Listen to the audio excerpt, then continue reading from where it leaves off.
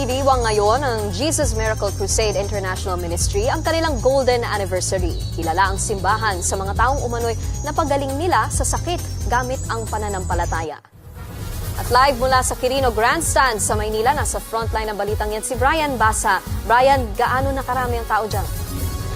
Iki, sa sobrang dami ng tao ay medyo wala ng signal sa lugar. Kaya dito muna tayo pumwesto sa pinaka-backstage ng grandstand. Pero pag umakyat kayo dyan sa entablado, makikita nyo na puno ang grandstand ng awit, pag-indak, panalangin at patotoo ng mga miyembro ng Jesus Miracle Crusade International Ministry o JMCIM. Ngayon ay kanilang Golden Jubilee of 50th Anniversary. Kaya naman, kaliwat kanan, ang mga naka-uniformeng miyembro ng kapatiran, brethren nga, ang tawag nila sa isa't isa, no? Kaya naman, puti at asul, ang dalawang kulay na namamayagpag sa lugar. Mapabata, matanda, single o may asawa, kumakanta rito ng awit papuri. Paraan nila ito ng kanilang panalangin at pagbibigay puri kay Jesus. May ilan din silang mga kapatid na nagbigay ng testimonya, yun nga yung patotoo sa kung paano nabago ang kanilang buhay dahil sa pananampalataya. Alam nyo, 1975, nang itayo ni Evangelist Pastor Guilty Estrada Almeda ang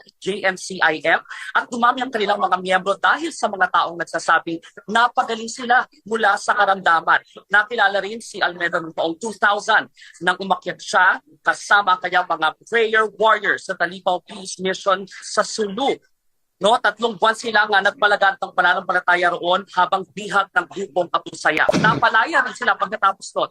Umaro ng Pasko, Oktubre nung nakaraang taon at ngayon mga anak na niya, kabilang si Sister Ana Almeda Smith na nakausap namin kanina, ang nagtutuloy sa misyon ng simbahan. Nasabi nga niya kanina, and I quote, in 2025 after COVID, I believe people are looking for peace. They're looking for hope.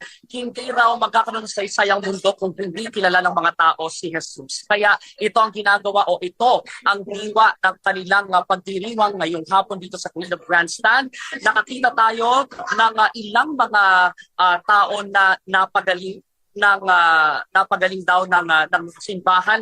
Tulad ng isang senior citizen galing Binondo, Maynila, tumayo siya sa kanyang wheelchair 1 year after siyang magkaroon ng crack sa kanyang tagiliran dahil nadulas daw siya sa kalye. So kanina nakita natin siyang tumayo mula sa wheelchair na kanyang kinauupuan.